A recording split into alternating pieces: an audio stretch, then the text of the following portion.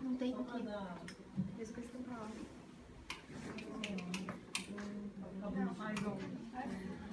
Não, por trás. Só confirmando, a casa 13 é a Bruna, a Carolina, a Paloma, a Rafaela, a Stephanie. Bruna, Carolina, tá? Fabiana, 5 e 3. A Rafaela e a Stephanie. Tá bom? A Rafaela e a Stephanie.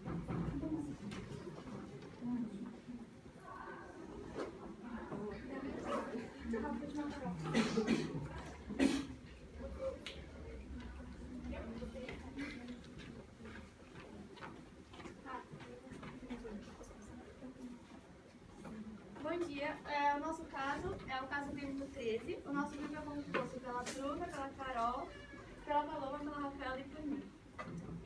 O nosso paciente é uma criança de 9 anos, do sexo masculino, e ele apresentava dor articular intensa, um edema local no tornozelo direito, o joelho esquerdo com vermelhidão, calor local e limitação do movimento, uma febre vespertina de 38 graus há uma semana, e outros sintomas como anorexia, palidez e desânimo das atividades rotineiras. Foi feita uma avaliação clínica, onde foi vista que nas mucosas da boca possuíam eram úmidas e perforadas uma cruzes e 4 cruzes, que indicavam a existência de anemia. Foi também feita uma ausculta cardíaca, que foi diagnosticado um sopro cardíaco diastólico suave, 2 cruzes e 6 cruzes, em bordo external esquerdo alto, que também significa que ocorre por estenose das válvulas mitral ou tricúspide, ou por insuficiência das válvulas aórticas ou pulmonares. Há 15 dias, o paciente ele sentiu um quadro gripal, onde com sintomas principais, que eram febre, tosse e dor de garganta. Ele foi tratado com antitérmicos, que não foi descrito, e sem procura do serviço médico. Ele foi internado aos 8 meses de idade com quadro de broncopneumonia e anemia, e sempre teve quadros virais na infância. A mãe desconhecia do sopro cardíaco. Bom, o objetivo do nosso trabalho é compreender os dados apresentados no caso clínico, sua relação com os exames laboratoriais e os sintomas apresentados pelo paciente, além de propor uma possível terapia. E os específicos é relacionar possíveis hipóteses de diagnóstico com os sintomas apresentados e os exames realizados. A metodologia, a gente pegou livros da biblioteca do Centro Universitário de São Camilo, o PubMed, o Google Acadêmico e a revista eletrônica Ciel. As palavras-chave foram faringite estreptocócica, Streptococcus pyogenes e febre reumática, entre outras.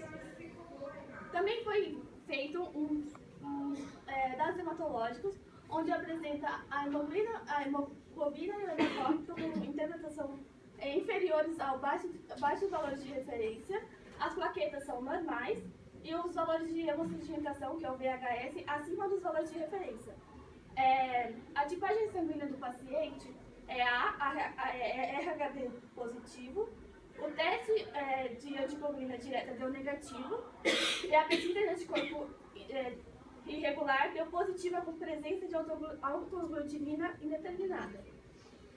O leucograma apresentou os leucócitos normais, os bastonetes segmentados acima dos valores de referência e os eosinófilos linfócitos monócitos abaixo dos valores de referência, indicando que há uma presença de um desvio para a esquerda e um quadro de infecção bacteriana.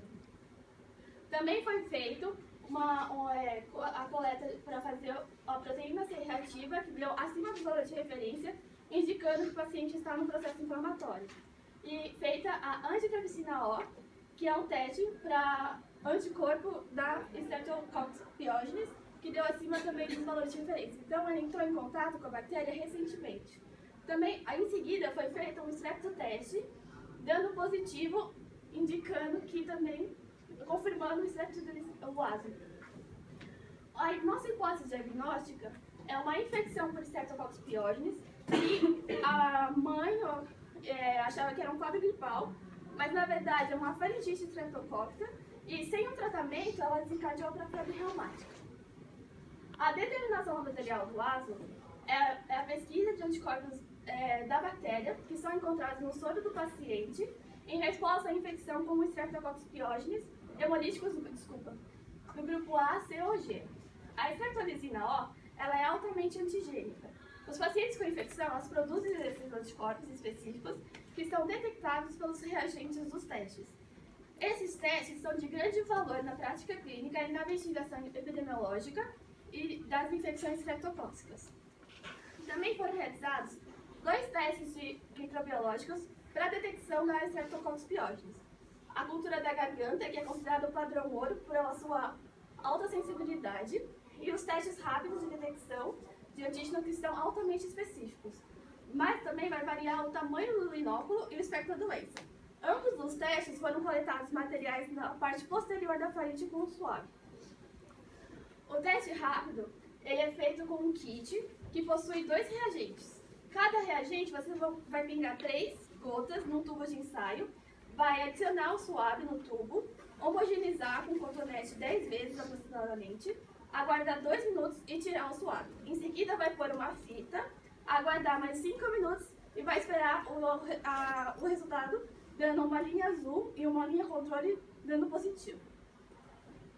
A cultura de orofaringe, a espécime da bactéria é inoculada por uma técnica de esgotamento em placas de Petri num agar-sangue. As placas são incubadas a 36 graus em atmosfera de microaerofílica de 24 a 48 horas. Depois as colônias beta-hemolíticas foram coloradas com a técnica de Gram e os cocos Gram positivos apresentaram catalase negativa, indicando ser um strepto. Em seguida, foi feito um teste de sensibilidade para a bacitracina e o grupo sorológica, indicando que a espécie é a Pyogenes, Streptococcus pyogenes. Foi feito, para complementar o teste da orofaringe, um teste de biomolecular, onde usou um PCR em tempo real, quantitativo, onde possui uma alta sensibilidade e uma boa especificidade.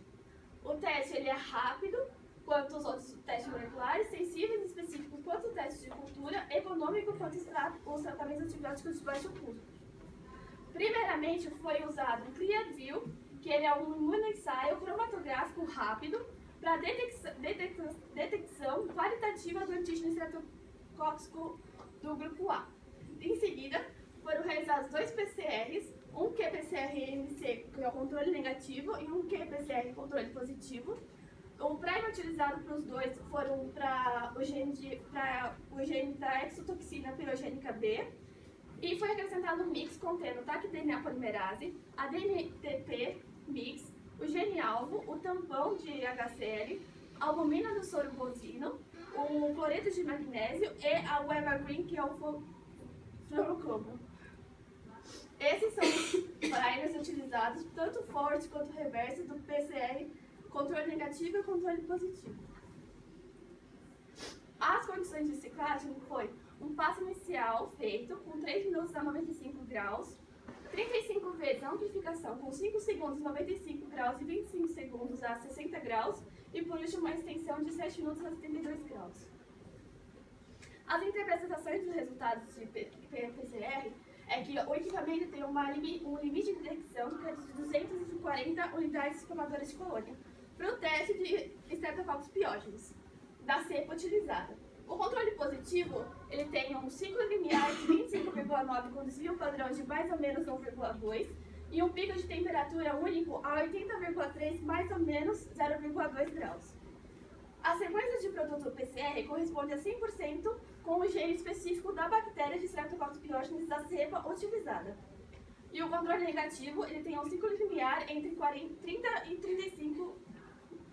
Isso quer dizer que o teste de PCR quantitativo é um complemento de uma detecção de antígenos, tanto da orofaringe, da cultura, quanto para o diagnóstico de faringite aguda. Aqui a gente tem uma curva de amplificação para teste de PCR, o real time, para Streptococcus pyogenes, onde a partir do 25 você vê uma amplificação que a bactéria começa a emitir uma fluorescência. É a curva laranja e as outras verdes são outras bactérias utilizadas.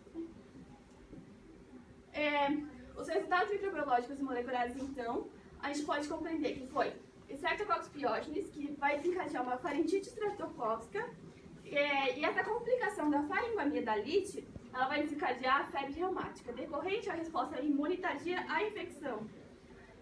O diagnóstico é baseado nos critérios de Jones, onde precisa ter no mínimo 2 critérios maiores ou um maior e 2 menores.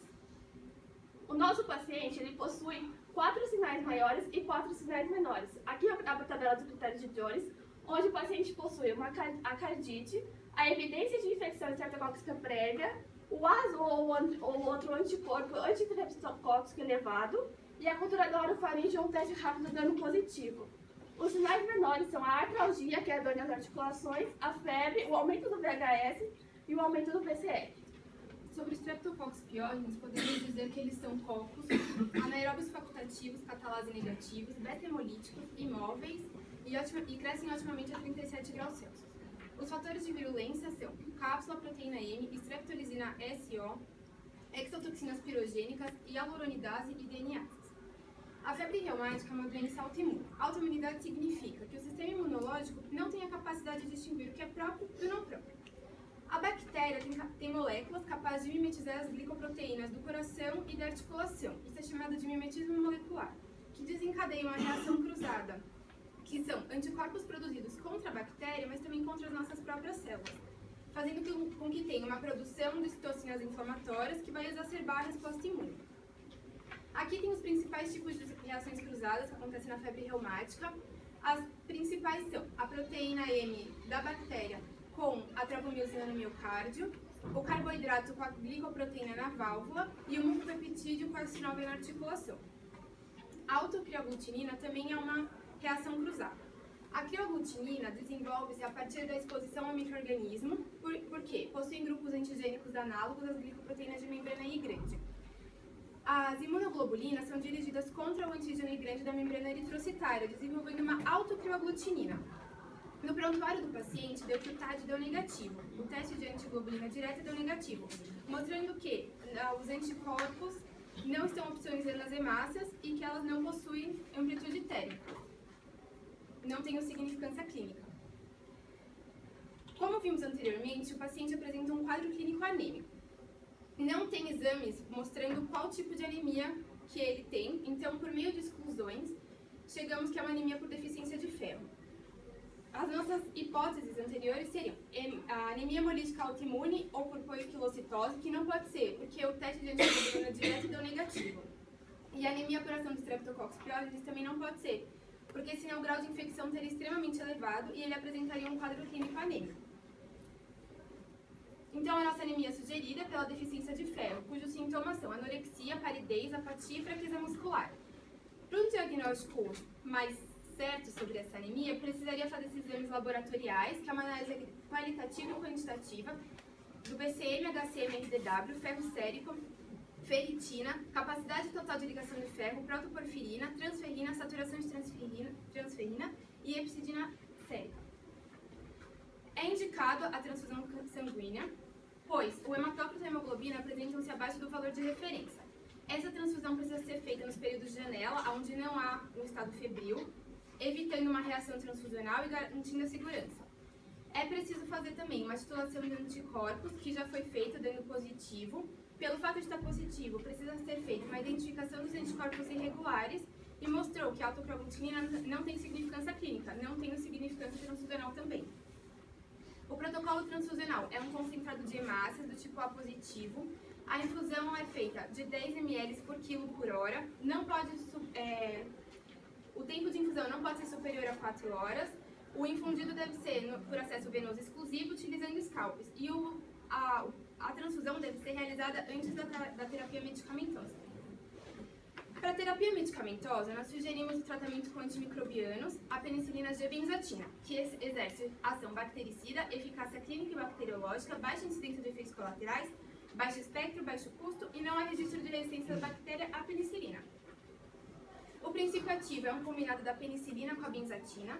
A indicação terapêutica é para tratamento da faringite e também para profilaxia primária e secundária da febre reumática.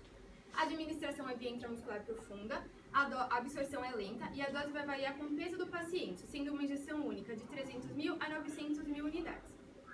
O tempo de meia-vida de 356 horas mantém os seus níveis séricos durante 28 dias. O mecanismo de ação é pela inibição da biossíntese do mucopeptídeo da parede celular.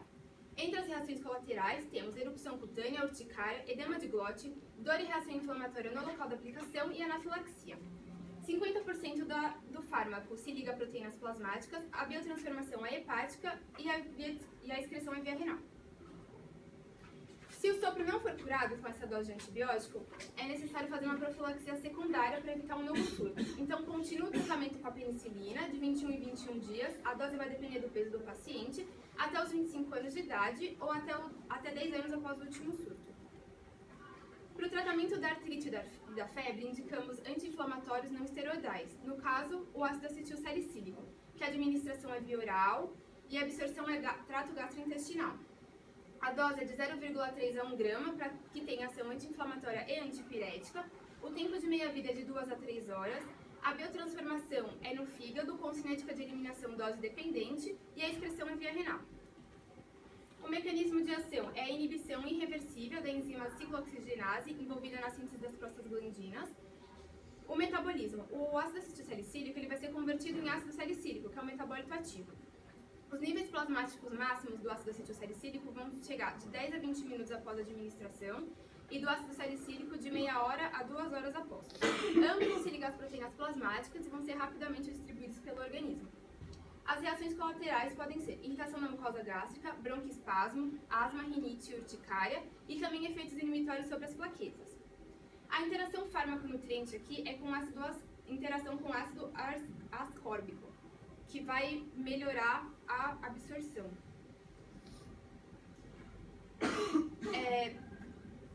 O processo inflamatório ele vai ativar a fosfolipase A2, que vai hidrolisar os fosfolípidos da membrana plasmática, liberando o ácido araquidônico. Esse ácido araquidônico vai formar os leucotrienos e as prostaglandinas. As prostaglandinas vão ser formadas pela ciclooxigenase 1 e 2 e vão causar dor, vasodilatação e febre. O fármaco ele vai inibir a ciclooxigenase, fazendo com que não tenha essa reação, esse efeito inflamatório. Para um monitoramento hepático, nós indicamos os exames AST e ALT, que são marcadores de lesão hepática, a relação AST-ALT, que quando tem um aumento do AST ou quando o AST está maior que o ALT, indica lesão por uso de inflamatórios não esteroidais. As proteínas totais, incluindo os anticorpos produzidos para auxiliar no combate à infecção, a creatinina sinase, que determina a origem das transferases aumentadas no caso de hepatite induzida por drogas, e a gama-glutamiltranspeptidase, que é um marcador de doença no fígado. Para o monitoramento renal, indicamos a creatinina, clearance de creatinina e ureia, que são marcadores da insuficiência renal, a urina do tipo 1, que fala sobre a saúde dos rins e do corpo, e a proteinúria de 24 horas, que ocorre quando tem lesão nos glomérulos renais. Também indicamos o hemograma, pois os medicamentos utilizados podem causar trombopenia, eosinofilia, leucopenia e a granulocitose. Bom, baseado na história clínica do paciente, nos sintomas e nos exames mostrados, a nossa hipótese diagnóstica é uma febre reumática causada pelo Streptococcus pyogenes. A febre reumática, então, é uma doença autoimune que causa processos inflamatórios generalizados. Também analisamos as medidas terapêuticas, tudo isso para sustentar a nossa hipótese e evitar diagnósticos equivocados. E essas são as nossas referências.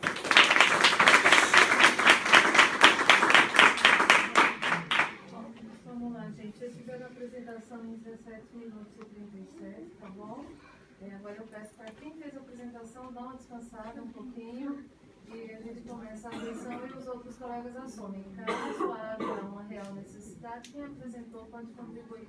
Eu sei que todo mundo pesquisou bastante. Aí essas observações já ficam para os segundos, tá bom? Vamos lá, professor Miquel, você gostaria? Bom, para quem não viu, bom dia. Olha, eu gostei do trabalho de vocês, gostei da apresentação, de como vocês, enfim, de como vocês orquestraram todos os dados. Mas num determinado momento eu senti que teve um certo vai e volta, assim. Vocês falaram um pouco da microbiologia, depois da biologia molecular, aí depois vocês voltaram na microbiologia de novo. eu acho que poderia ser um pouco mais linear. Talvez eu, ao montar essa sequência de slides, talvez eu alterasse uma sequência ou outra, né? Mas tudo bem. Falando de apresentação, Stephanie, nunca te vi tão nervosa assim. Você tá com a voz trêmula, mas encarou, apresentou, é isso mesmo, tem que ser assim. Quando você se referir, isso é um aviso para todos, tá? Então eu vou falar uma vez só. Quando vocês se referirem ao Cielo, não esquece que é portal de revistas eletrônicas, não é uma revista eletrônica, tá? O Cielo é um portal, o Cielo é uma biblioteca, então é um portal de revistas, não é uma revista em si. Indo lá para a hematologia, que é o que nos interessa, coloca lá nos dados hematológicos, por favor. Ó, aí, tomem cuidado, eu até entendi o que vocês quiseram fazer, mas até durante a apresentação eu recomendaria um certo cuidado quando vocês... Perdão. Tomem cuidado quando vocês colocam interpretação e quando vocês falam interpretação. Stephanie falou lá, não, que a interpretação é que então esses valores estão abaixo do normal, estão acima. Isso não é propriamente uma interpretação. Até é. Quando você está fazendo uma relação com o valor de referência. Mas a interpretação que a gente considera como interpretação mesmo é a correlação. Né? Então, é aquilo que vocês fazem embaixo. Agora, vocês apresentam ali a velocidade de hemossedimentação aumentada. Então, vocês já podiam ter sugerido um quadro inflamatório, né? Ali, até no próprio slide. Um pouquinho mais à frente, aí tem umas coisas da imunologia, que obviamente eu vou deixar o professor Rony falar, não vou meter o B dele aqui. Um pouquinho mais para frente, quando vocês voltam, então vocês falaram aí dos dados hematológicos, depois vocês voltam pro quadro, né? E aí vocês falam anemia sugerida, anemia por deficiência de ferro. Vocês sugerem a hepcidina, mas vocês descartam a anemia pelo Streptococcus. A anemia pelo Streptococcus não seria um quadro crônico que aumentaria a hepcidina e por isso vocês pedem a hepcidina? É isso que eu entendi, que eu gostaria que vocês me explicassem. Sim, então, porque o quadro clínico ele ainda apresenta em fase aguda. Então, precisaria prolongar esse quadro a ponto do Streptococcus causar uma beta-hemólise e provocar a hemólise das hemácias, causando assim a anemia. Então, por isso a gente sugeriu a pesquisa da hepcidina. Então, faltou uma palavra aí. Termina. Aí a gente sugeriu a pesquisa da hepcidina, que casaria com o quadro de deficiência por ferro. Então desculpem, mas faltou uma palavrinha ali na anemia pelo Streptococcus. Então, anemia hemolítica provocada pelo Streptococcus, né? Porque a presença do Streptococcus vai levar, a presença da lesão provocada pelo Streptococcus no tecido vai levar interleucinas pró-inflamatórias. Essas interleucinas vão passar, citocinas pró-inflamatórias, vão passar pelo fígado. O fígado vai responder produzindo proteína C reativa e produzindo a hepcidina. Então, ali faltou uma palavrinha ali da hemólise, anemia hemolítica causada pelo Streptococcus. Vocês descartam a hemolítica autoimune, por causa da pesquisa dos anticorpos, do TAD, negativo, mas só faltou esse detalhe em relação à anemia, tá bom? É isso.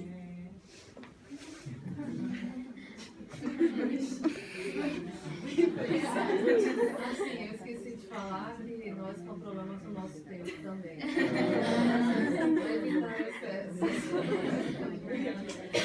Vamos lá, gente. Tem pessoas que são insuportáveis, mas eu já tinha terminado.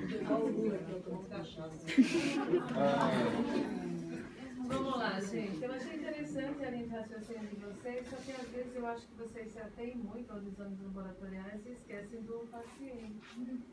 O que foi que fez com que a mãe o levasse ao atendimento? Foi. Chegou, ai, olha, não está legal isso, trouxe por causa disso. Porque a gente sabe que muitas vezes a gente tenta contornar uma situação desconfortável no ambiente doméstico. O que foi que fez com que ela buscasse? As queixas. Um quadro febril prolongado, porque 15 dias atrás ele tinha feito tratamento com os antitérmicos. Só que até então não tinha resolvido o problema da febre. A febre. E sintomas como a tosse, a dor de garganta e o desânimo para as atividades foram os motivos que levaram ela a levar o paciente também. E como também dor articular, intensa, um edema, o tornozelo. Que não foram resolvidos com os antitérmicos, né? Os antitérmicos só serviram para abaixar a febre, não para resolver os outros sintomas. Aí ela levou, ele estava desse jeito, aí qual foi o primeiro cuidado que você teve? Porque uma criança deveria estar chorosa, impaciente, porque assim, a gente percebe que houve coleta de material e a criança, onde é que ela estava? Ela estava recebendo algum tipo de atendimento? Porque vocês falam em algum momento da terapia antimicrobiana, mas leva algum tempo para você ter uma redução apreciável na quantidade de micro-organismos. E nesse meio tempo, a criança fica lá em pé, sentada, chorando. Ela precisava ser internada pela quantidade de febre. E como a febre estava uma semana, eles indicam, quando tem uma cardite, e internar já o paciente. E o repouso. E aí foram feitos aqueles testes rápidos. Entendeu? Porque eu senti um pouco falta disso. Mas aí a criança ficou lá deitada e pronto. Dali a pouco chega o ácido acetilsalicílico. E se você leva uma criança para um pronto atendimento, alguma coisa você quer que faça antes de você entrar no hospital. Olha, por exemplo, meu filho ele não está bem, qual o cuidado que você vai ter com ele?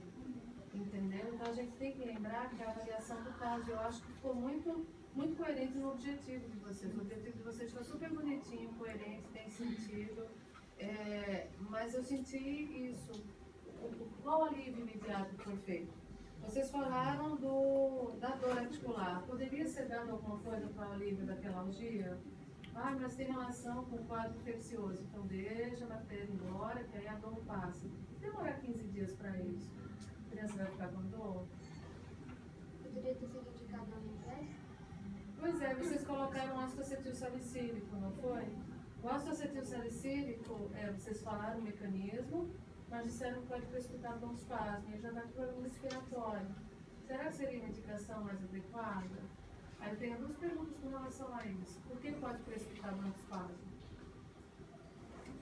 É verdade, vocês colocaram aí e está certo.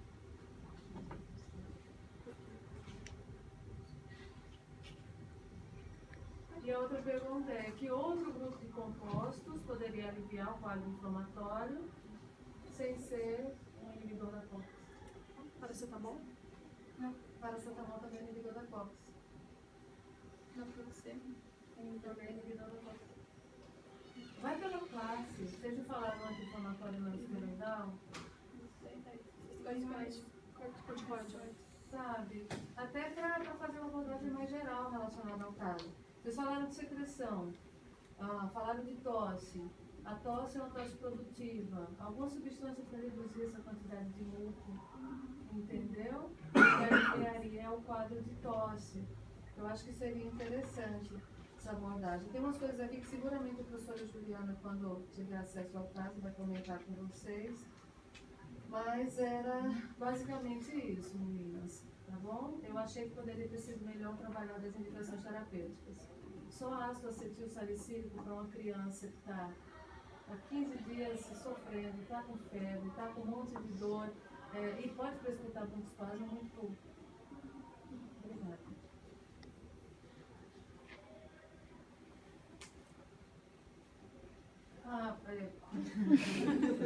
Esqueci. Bom, eu concordo com o Michelangelo quando ele falou talvez da repetição de coisas, né? Porque quando a Rafaela assume, ela faz fala no slide que a Stephanie já tinha falado, basicamente, né? Então, concordo com o Leandro nisso.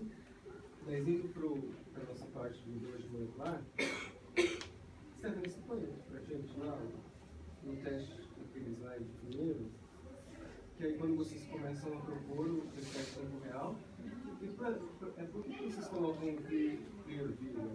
Então, esse kit Clearview, ele foi utilizado para ter uma detecção qualitativa. Então, primeiramente, eles fizeram esse teste para confirmar que eram Streptococcus pyogenes antes de fazer o real time. Então, eles detectaram qualitativamente o piógenes e depois eles fizeram aquelas dois PCRs. Aí pensando no caso, quando você já tinha feito testes microbiológicos, né? Sim. Não seria necessário? Sim, Seria complementar. seria uma complementação, na verdade, para confirmar antes de fazer o real time. Não é tão barato.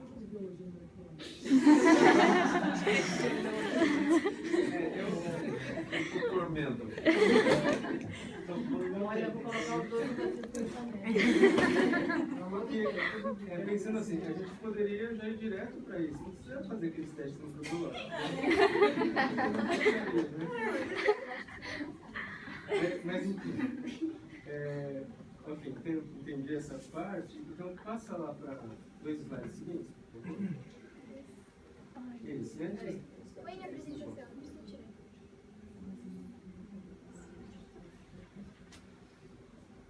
Isso. Aí vocês colocam um controle, CT de 25 a 26, né, praticamente. E o que é esse pico TM único de 80 graus? É a temperatura de melt De melting do quê? da PCR. Identificação da seca. Pensa do grau. Não é daquele... Por que se faz esse cálculo TM? Para os primers também específicos, para eles se lidarem corretamente a sequência da cepa que foi utilizada. Sim, ele fez a amplificação, mas nesse sentido aí, ele fala pico TM único a 80 graus. Esse é o pico do produto do PCR. Por que é um pico único? Por que isso é importante? Porque a gente está analisando uma amostra só. Exatamente. Porque se tivesse dois picos, você com dois termos Seria diferentes. inespecífico. Exatamente. Então aí mostra que você amplificou exatamente o gene que queria. Então isso é super importante. Tá? E voltando na tabela dos primers, por que vocês usam primers diferentes para controle negativo? Né? O controle negativo tem uma sequência da exotoxina pirogênica e o controle positivo tem a sequência do gene BTL2, que é um outro gene também comum para o Streptococcus pyogenes que pode ser de fácil detecção nos testes. Mas se usar controle negativo com outro primer, não entendi por quê. Os dois têm a toxina, a exotoxina pirogênica, mas o controle positivo tem, além disso, o gene, que é o BTL2. Foi uma padronização realizada Parabéns. Eu não entendi, não. Olha só, vou fazer o seguinte, deixa eu ver se pode ser a professora Daiane também. Não,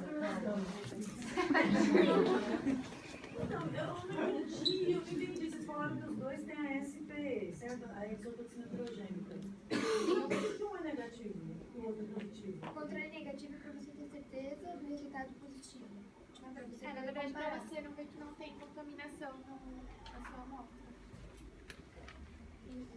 Para ver que você realmente vai analisar um Streptococcus pyogenes da cepa que a gente utilizou.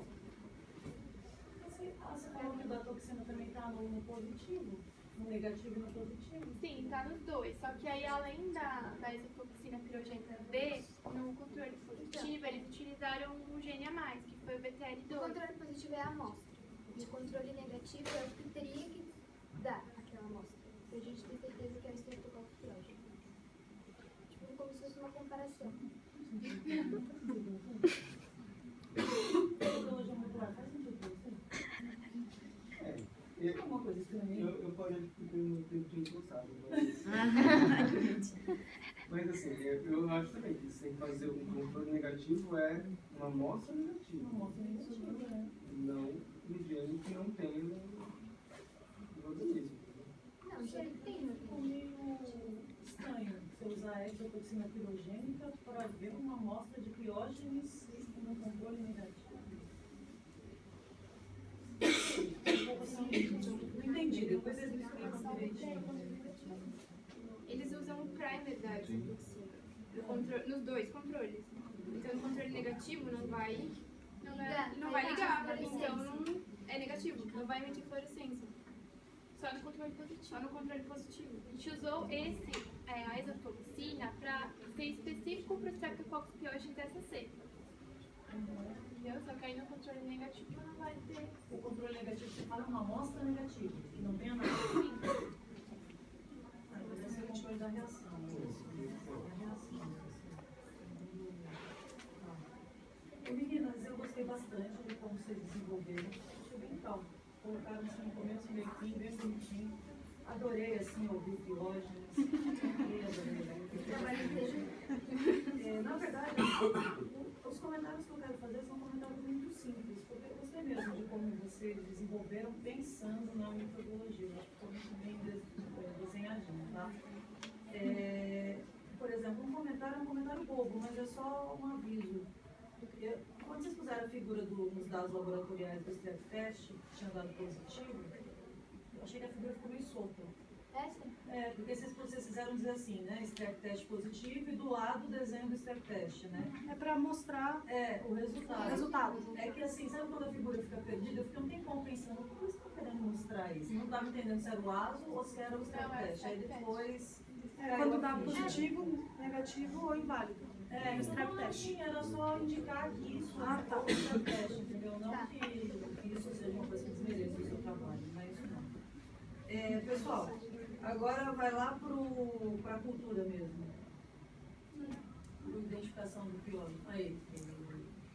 Por que microaerofilia? Porque o Streptococcus Deixa eu só pyogenes. fazer a intervenção da aula. Deixa outro amiguinho participar. Você já está discutindo tanto a professora Dayana. Parece que só você está entendendo muito disso por aí. Porque eles são anaeróbicos facultativos. Então, mas o que isso tem a ver com a microaerofilia? É para mostrar o desenvolvimento dele na placa. É a Incubação incubação que dele. deve ser feita. Mas em microaerofilia, Carol? O que é microaerofilia? Posso falar? As placas, Ele não precisa estritamente do oxigênio, mas se tiver o oxigênio no meio, ele vai utilizar.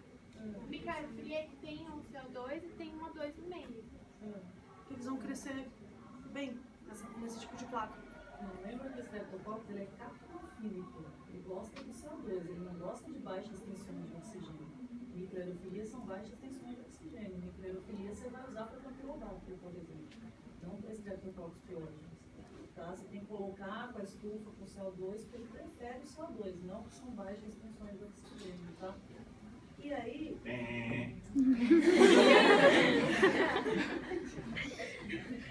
Tá bom, tempo, mesmo eu repetindo. O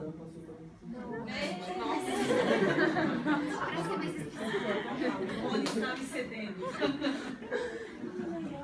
E aí, na verdade, a Stephanie, na hora que ela estava apresentando, ela falou assim, e aí a catalase negativa confirma o Streptococcus. Catalase negativa confirma o Streptococcus? Confirma qualquer bactéria que seja catalase negativa. Você precisa de outros exames complementares, como a acessibilidade da pesticina, agrupamento biológico. Na verdade, Mas tem uma outra característica importante aí para mostrar que o Streptococcus. Qual que é? Tá aí no slide de vocês. Não. Por exemplo, o PIR é uma prova aí que está faltando, né? Mas uma outra característica que tem Gram-positivo. mas já foi corado. Ele foi corado com gram-positivo.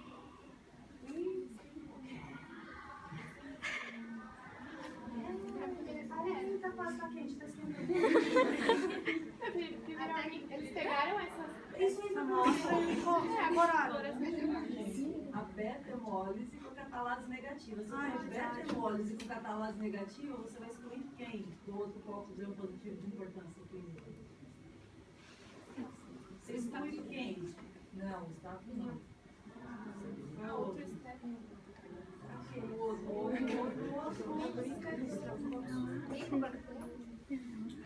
O enterococo, gente. Lembra que você quer a catalase negativa, você vai suspeitar de dois. Quem é que vai fazer a diferença? A beta-hemólise. A beta-hemólise que mostra pra você que ele é estreptococcus, tá? Pô, eu tinha outras perguntas, mas não vou fazer não, porque eu mais vou falar. 6 minutos e meio. Bom, meninas, bom dia. A apresentação eu gostei também, foi bem boa. Não conheço duas das meninas ali. Vocês têm que ser mestre. No quinto.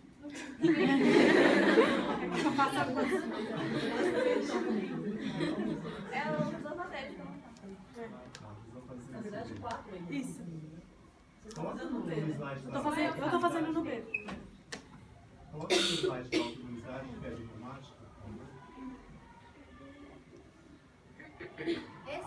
Isso aqui no quadradinho ali de baixo, produção de citocina. Tem uma S aí, não sei. Ai, eu pensei que o Michelangelo fosse falar isso. Estão vendo? Ai, meu Deus, eu não tinha visto. Mas enfim, é só uma bobagem isso aí. Quando a Rafaela falou de autoimunidade, eu achei que ela falou de uma forma muito simplista. Você falou assim, que doença autoimunológica que o organismo não consegue diferir próprio e não próprio. Basicamente isso que você falou. O que mais você pode falar sobre isso, sobre autoimunidade, de modo bem geral?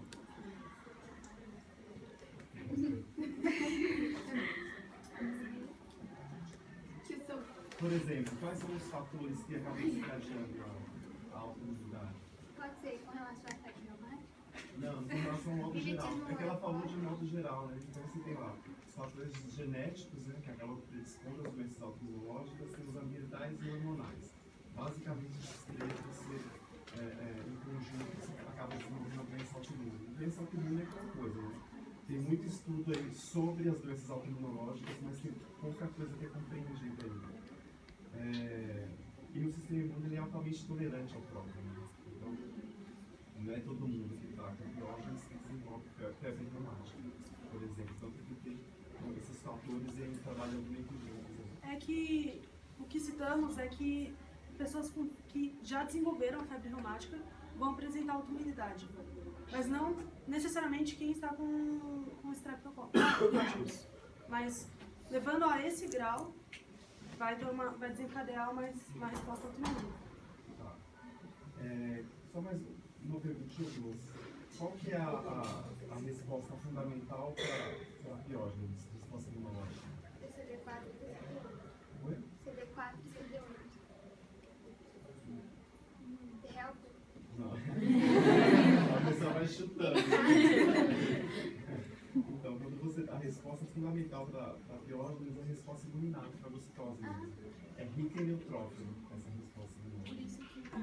Não dão conta para um rolo de segmentados que vai produzir o crescimento. Como que se dá o reconhecimento de piógenes? Como se dá o reconhecimento de piógenes? Pelo sistema imunológico. Por meio de antígenos presentes na membrana dele. Na parede, né? Não, na parede. Na parede. Da estreptomicina também. Olha, Que são os PAMP, né? Os padrões moleculares associados aos patógenos. E aí você tem os toll-like receptors, são os receptores semelhantes a toll nos receptores dos fagócitos que fazem esse reconhecimento. Bom, mas de modo geral, eu gostei da apresentação e parabéns, é só isso. Obrigada, meninas. Obrigado.